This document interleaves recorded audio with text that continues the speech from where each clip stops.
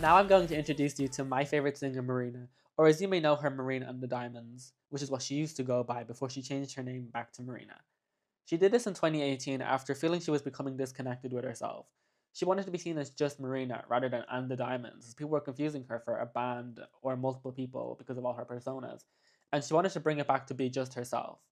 And the Diamonds came from her last name, Diamandis, and it was meant to represent her fans, so she was Marina and we were the Diamonds. But today, I'm not just talking about her name, I'm here to talk about something a little different that you might not know about her.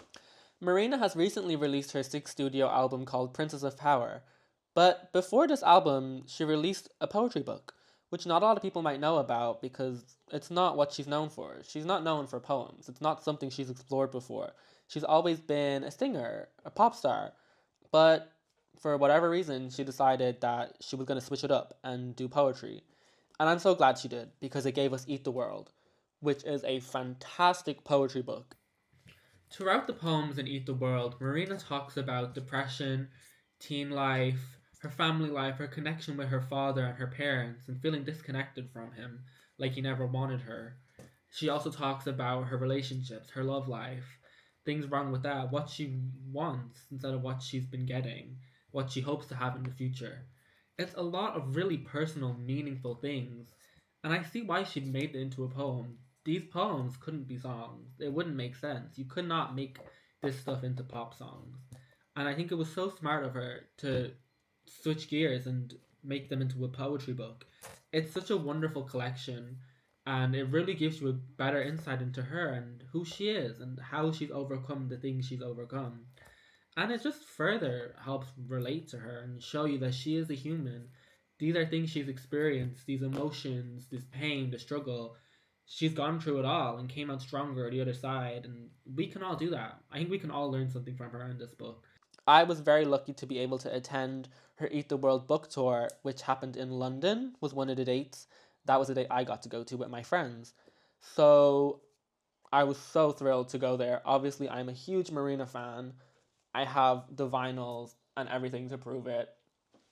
But I mainly follow her not for materialistic things, but because I really believe in what she's saying.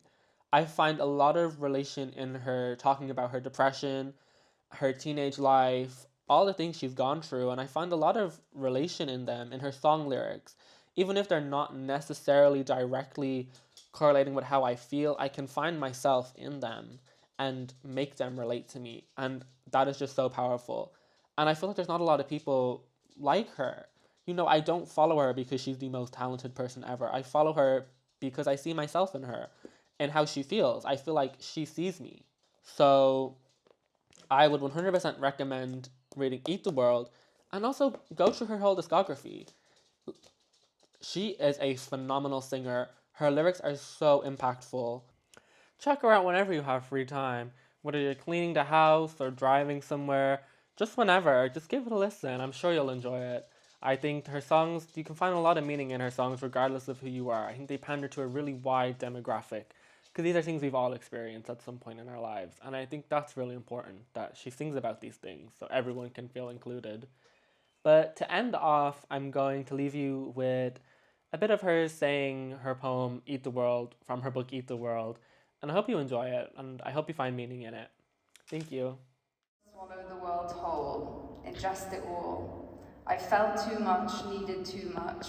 There would never be enough love. Insatiable, endless black hole of everythingness. Starving for everything I didn't need. Malnourished by placebos of love. Vitamins called success, attention, money, fame. Pissed out, unaware, into luxurious Japanese toilet bowls. Nothing could touch the sides of my crippling black star void, jet black hole of noise. No boyfriend, magazine, cover chart sale, sold out tour, $1 million contract could satiate my stomach ache for love.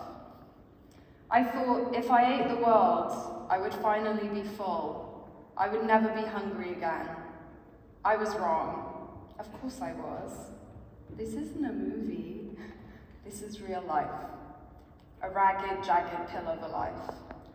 A whirl of clothes, cars, photo shoots, planes, tears, traumas, studios, trains. Approve, approve, approve, try, try, try, grind, grind, grind. To be heard, seen, valued, understood by men with no knowledge of real womanhood, who held my power in their purses, owned my choruses and my verses. But now I'm free of what I had to sever. I'm free of the hunger, lighter than feather. I'm free of those men, I'm prolific like heather. I ate the whole world, and I'll eat it forever.